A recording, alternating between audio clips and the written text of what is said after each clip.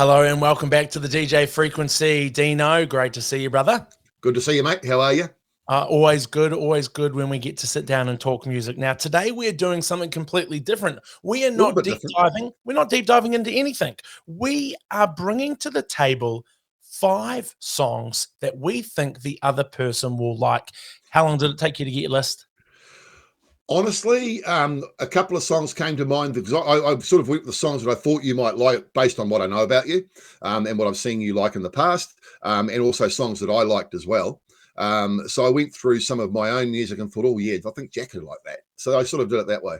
Yeah. I like that. Well, Dino, I went with songs that I like, and I'm kind of like, yeah, I'm pretty sure Dino will like these. If not, I know you've definitely heard all of them, so we'll surely get your opinion. Dino, who wants to go first?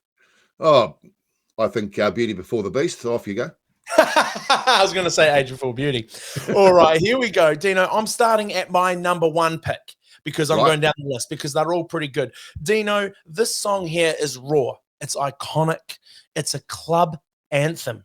It launched a generation of nightlife soundtracks, whether you were into the club scene or not, whether you were into this genre or not. Dino, for this pick, I have chosen In Da Club 50 Cent.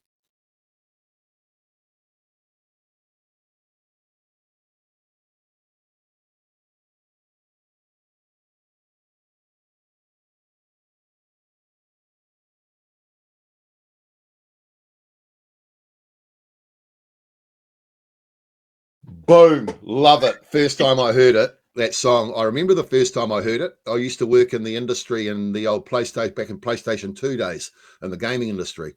And I was at a Sony event at the town hall where they were launching something. I can't remember what they were launching, but it was a big event, lots of people there. And I remember that song playing. And I heard it for the first time and I thought, wow, that's cool. Because I was already sort of liking Tupac and Biggie and that kind of sound. And I had to find out. So I went to the DJ and said, what is this, man? This is awesome. And he goes, oh, this is 50 Cent, New York City, under Dre's wing and blah, blah, blah. He started raving about him. He obviously knew a bit about him. So, yeah, went home that night, searched him up, found some MP3s and downloaded them.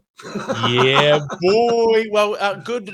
Eminem actually introduced 50 Cent to Dr. Dre in 2002, pretty much leading to, well, what we have now. And that song there, I don't know if you remember, but the video clip, he was hanging upside down doing crunches. He was actually doing that in the video clip. 50 Cent has such a strong gym routine. I'm not sure how strong it is to this day, but the man worked hard and he prided himself on being that kind of sexy looking rapper and having that, the 6-pack, the 8-pack, the money, the muscles, it kind of all went hand in hand. And I think that's what you feel when you listen to that song. Yeah, and I think the for someone who's listened to a lot of hip hop before, 90s hip hop before that, hearing that song, the lyrics were quite easy to hear and understand what he was saying.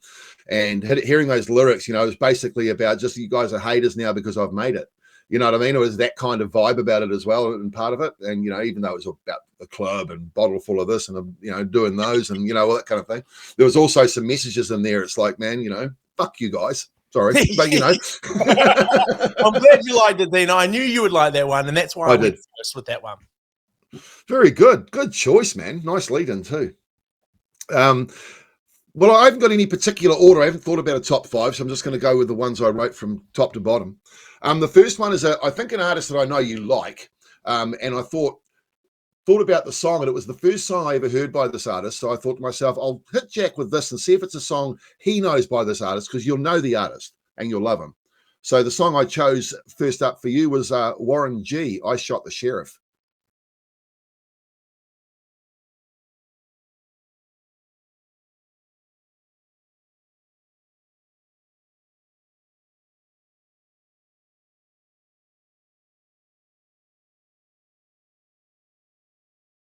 Great pick. Now, I can't say I'm super familiar with that song. I definitely know Warren G from the 213 days, but definitely, the mainstream regulator. But that song there, that might have to be chucked in my playlist because Warren G's voice is just, it's unreal. Yeah, I mean, obviously the verses are all about, you know, his normal kind of style, I guess, you know, that urban kind of street hip hop sort of lyric. But the chorus is a take from, is a sample of "I Shot the Sheriff" Bob Marley, and it's got, you know, "I shot the sheriff," and it's got, you know, stuff on the top of it. It's very cool. And I heard that for the first time and thought, oh, I like this guy, but didn't think a lot about it. Grabbed the song, and then it wasn't until years later I sort of understood who he was. Dino, how do you feel with being a big fan of Bob Marley and music in general when Mm. artists, especially totally different genres, take a sample like that and use it in a song? As long as they use it well. You know, Mm, be good to the legacy. You know, be good to the memories of everybody. Because there's nothing worse than hearing a song that has had a sample on it, and you think, "Oh, that's a bit cringy." You know, but most of them, you got to say that, you know, that sample world is probably more in that than that hip hop, you know, DJ kind of environment. And as long as they use it well, I think sometimes I hear some of those dance or techno tracks, and I yeah. don't like the way they sample. But I love the way hip hop samples. I think hip hop's got a good way of sampling stuff. I like that what you just said. What was it? Protect the legacy. Yeah, protect it, man. I mean, if it's especially a classic song that's got a lot of mana out there, you know, you don't want to be, you know, as soon as you make a bad job of it, people are never going to forgive you for it. Remember Yeah. Yeah, that. I definitely remember that. Yeah, if you've done a shit job, I like that. Oh, Mm, Dino, a song that I know I think will be in a playlist of yours somewhere. I'm sure you may have even seen these guys live. I'm right. assuming here, which could be a worry. Dino, for this song, it's heavy, it's theatrical. I know you like a journey when you listen to music. I know you Mm. like to really feel it and to ride the wave of the song. This song here, System of the Down, Chop Suey.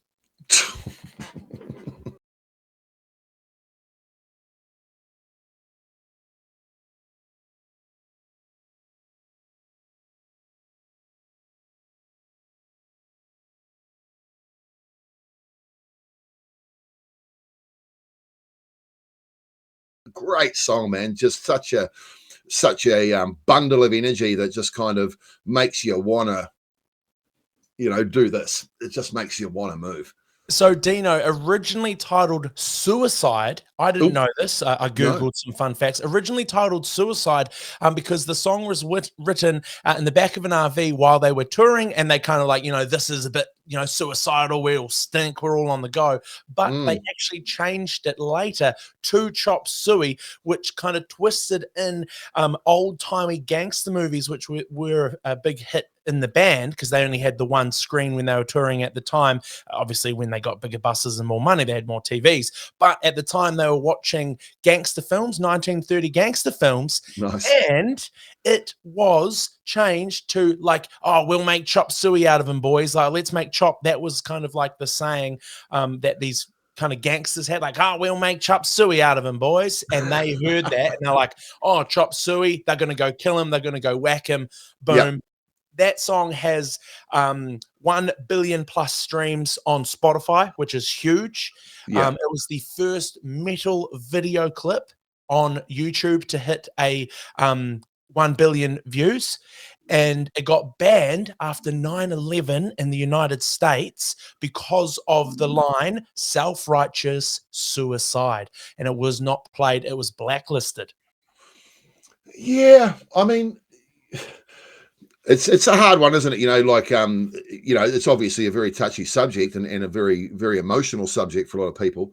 But I mean, it's just music, you know. Mm. And it's not that, you know, people don't write lyrics to try and make people go and do bad things to themselves. It's not what people do. But yeah, people take on serious subjects in music, I guess, as well. And yes, but to ban a song outright, you know, but all that does, especially in a environment in America, if you Yes. ban something, people just want it more, right? Yes. So all they probably did was made that song and it made that song even more popular than it even was, and probably picked up millions of new visitors, or sorry, listeners, through the song. Yeah, people love it. They thrive off it when Oh, it is that plays. banned? Oh, what does that sound like? Better Yeah, listen to that one. yeah, yeah. Oh, it's banned? Yeah, oh my gosh, I've got to look at it. Yeah, exactly. Yeah, Dino, yeah, I knew you'd like it, and that's why it's on my list of songs that I think you'd like. yeah. Excellent. No, it's good choice, mate. Good choice. Um, Next song was an interesting one because it takes me back to a time that you would have been about. I was working with a young band, two guys and two girls, and they would have been about your age when this song came out, maybe. So I thought, possibly it would have been a song that resonated with you around just after that high school stage, perhaps. But it was "Teenage Dirtbag" by Wheatus.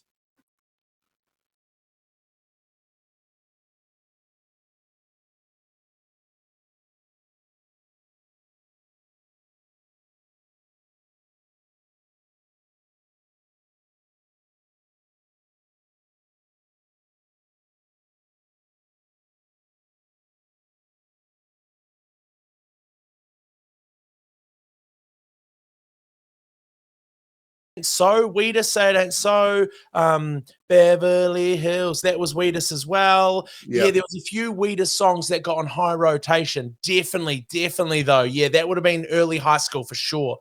Excellent. Because what I thought was, I wasn't around high school, but I was around some people who were just probably a couple of years out of high school, and they loved this song, and they loved it, and I remember thinking, oh, I bet this song is huge at high schools at the moment, or that age of person, and that kind of came to mind when I thought of what I was thinking of for you. So yeah, "Teenage Dirtbag" by Wheatus. And I like now because I recently saw a video on TikTok, like we all Mm. do, and it was the lead singer, and he sings both parts. Oh wow! Yeah, he sings the female, he does that high version. I never knew that. Neither did I. Shows how much attention I've paid to the video. He does it. Wow, new on me. I will find that and I will link that video to you. I don't know the guy's name, but he hits the high, and there's a YouTube video of him in the tiny desk NPR studio over in the States, and he does it live, and you see him kind of go to get that pitch up. Jeepers, that's amazing. Yeah, some very talented people out there, that's for sure, when it comes to singing. Yes, they are. Luckily, we keep our singing for the shower, and it'll cost you to hear. Dean, this song here, my friend, I know you've slapped the song on, and I know you've bumped down the street to this. Effortlessly Cool. Something that I would describe you as effortlessly cool. You don't try and be anyone you're not. You are somebody who just is unique, and this song is that. And when it was released, they didn't give a flying rat's. Drop It Like It's Hot, Snoop Dogg. I love it.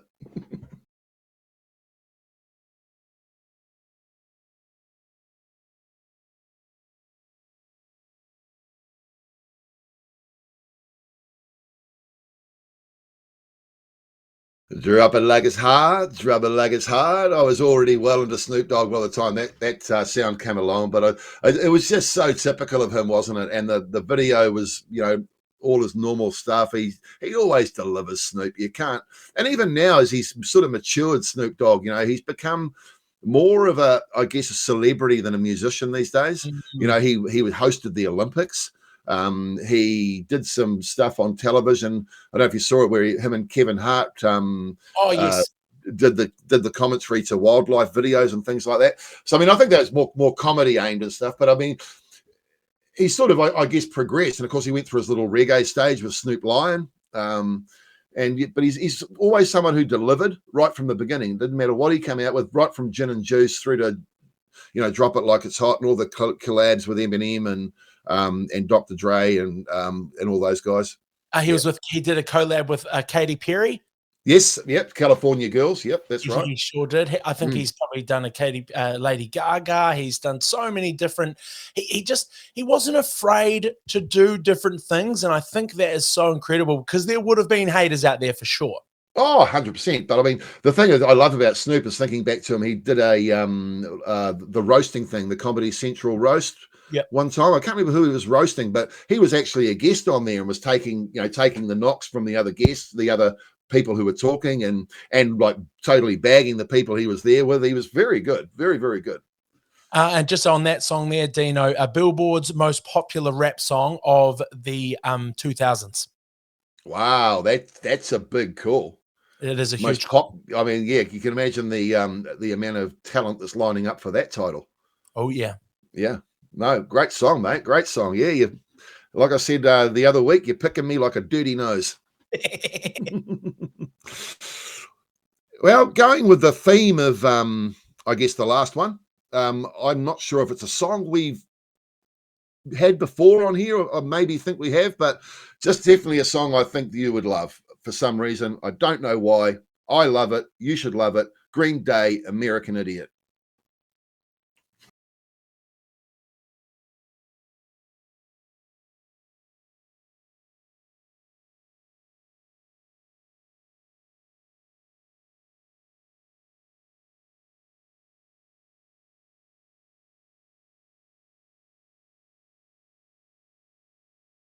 Great pick. Yes, yes, probably as rocky as I ever got as a kid. Green Day, like just fire. Mm-hmm. The beginning of that song is fire. You're right. I mean, the way that just kicks in, doesn't it? Just whacks you in the face, and then he's screaming the lyrics, and yeah, you're away. No, it's a good song, man. Love it, and I love Green Day. Yeah, I like I think I like certain Green Day songs. I never really got fully into it, but songs like that, American Idiot, like you would just rock out and you almost felt cooler than you were because there was the kids who were in the scene and people who I knew were heavy into kind of rock and heavier rock than that. But for me, being a hip hop man and kind of a reggae and house music man, I didn't really dive deep into those. And so that kind of gave me the teaser and the taster of going, oh wow, like this fella's awesome. He writes a good song. It's a catchy tune. It's there. And they had so many good catchy tunes too, right up from the beginning. I think When I Come Around was probably their first sort of major kind of radio hit. And then you think American Idiot and this so many songs, Time of Your Life, and they go on and on, don't they? That one's huge. People love Time. That would have to be a little bit morbid, but that would have to be one of the most played songs at a funeral. I would put money on that. Yeah, I mean, it's just one of those songs that people love because, if you're in a group of people having a good time, possibly at a bar or something, it's a song everyone can scream out and sing along to, and it's not very hard to sing. If you've got a reasonable kind of way of holding a tone, you can sing that song without too much trouble. And even people who just, scream it out in the car and sing in the shower, you can sing that song pretty well, especially because the difference is too, if you're singing along with a song, and singing along with something, then you've got the singer of that helping you to stay in key as well, because you're staying in key with what they're doing. But try singing it if they're not there, it might be a different story. All right, here we go. Well, great pick, Dino. That definitely is. That's the nail on the head because I did rock out to that song, and I probably should have given. Well, there's still time. Given Green Day more credit and more listening time in the old tarting as well. Dino, this one is the wild card.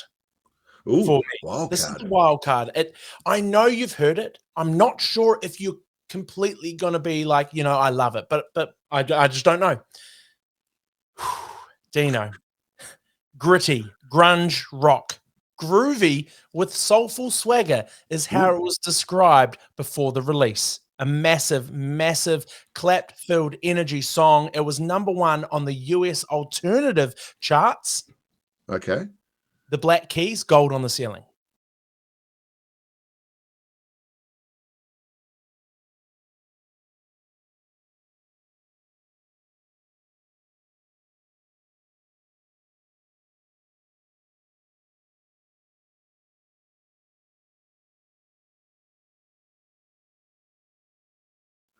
Oh yes, nice song. Actually, I've got to say it's not probably a song I remember but now that you're saying it, I'm thinking, wow, yes, very cool. The Black Keys, yes. Good wild card, mate. That's why I thought I would chuck it out there because I like the song. I don't love it, but it's just a nice song to listen to. It's not terrible. It's got a nice flow to it. It's catchy. It's kind of borderline poppy, rocky kind of vibes. Yeah, and that's me. Although I've said before, being a DJ for so many years, in the sort of club and wedding and that kind of scene, it's you're playing a lot of different genres of music all the time, and it gets you enjoying different genres. Before I was a DJ, I was fundamentally just a rock guy. I mean, there wasn't much outside of rock that I really liked or listened to. It wasn't until I started getting into the clubs and playing some different songs that I thought, oh, I quite like this one, and I quite like this one, and because I like this, I like that, and probably a bit the same with the Black Keys as well, you know. Yeah. Oh, I'm glad. I'm glad. No, good pick, mate. You're doing well. You're doing well. I can't hear you. But surprising, actually. It's like doing a podcast for the last couple of months, and I've well, been that's right. I suppose you had to get something at some stage. Yeah. My next one, I mean, I know, again, you love the artist, but I just thought it was a song that I can see you doing when you're doing your radio show. You know, like you sometimes play songs in between while there's a different song playing on the radio, and you'll do your little groove to it. And I could see you doing this one and just smashing it out. All Eyes on Me, Tupac.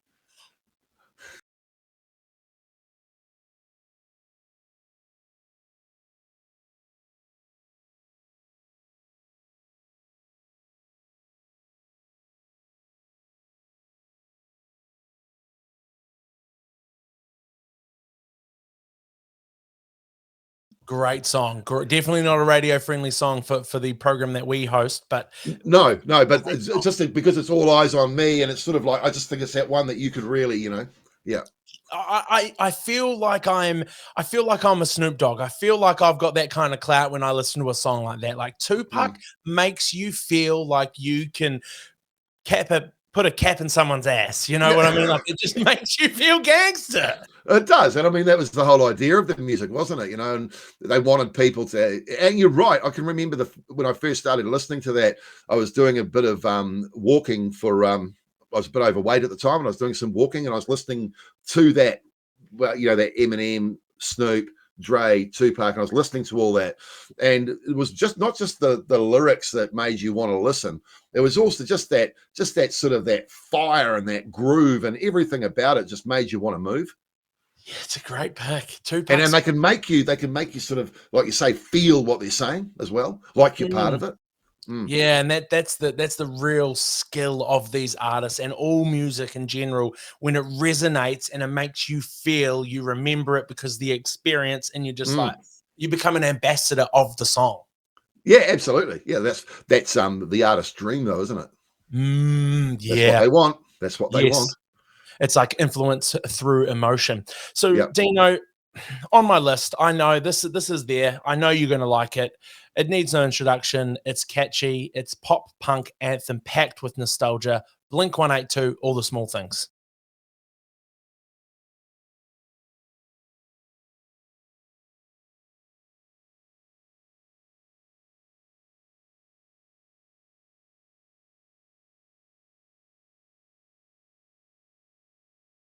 Blink 182, love them to death. I mean, I saw them live for the first time at Rosebank Road in Avondale in Auckland at a speedway track, where they had a festival one year, an Australian festival that came down.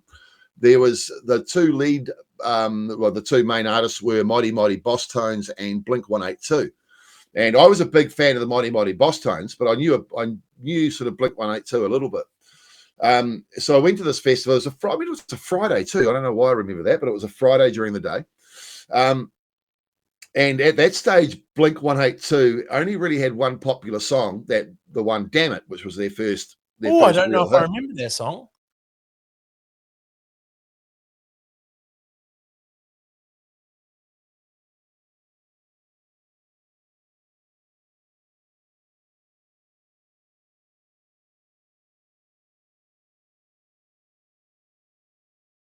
But "Damn It" was their only real radio hit.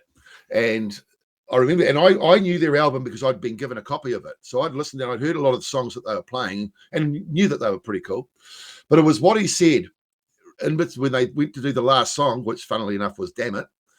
He said something along the lines of, you know, we don't want people here who are just here to hear our one song. For all you people that just want to rock out to "Damn It," you can all fuck off. And they rocked into "Damn It," which is, yeah. If you haven't heard the song before, it was the local radio stations were playing it. So, and he was quite right it was one of those songs that, they've been sort of enjoying the concert before, but when that one song comes on, they all explode. Yeah, okay. It's their song. It's like the song you go to see of the group. It's like, I want to hit that. Well, since then, of course, they've had a lot of songs. All the Small Things is a funny too. If you want to see a good video, go and see Blink 182 performing All the Small Things on MTV Music Awards. Can't remember what year it was. Probably late 90s, I guess. Yeah. Fantastic video of them doing that. Fantastic. They were quite funny. They were quite funny. Oh. Like that video clip for All the Small Things, they were parodying boy bands. Yes, but go and see that video. Okay. Hilarious. It's a hilarious video, and I don't know how they got away with it on the MTV Music Awards. Yeah. So does that bring me to the last one for you, does it? Dino, it does. We're wrapping up fast, and these are some good songs that are definitely going in a playlist. Yeah, absolutely. Now, the next song I wanted to, because I've sort of gone with a couple before that were pretty sort of full on and rocky, and a couple of more hip hop sort of tracks. Yeah. So I thought I've got to come up with a good pop song for Jack, and I thought of I tried to think of a song that I could imagine you belting out, singing along at the station when it's playing, pretending you're the lead singer, because you know you can do it. Goo Goo Dolls' Iris.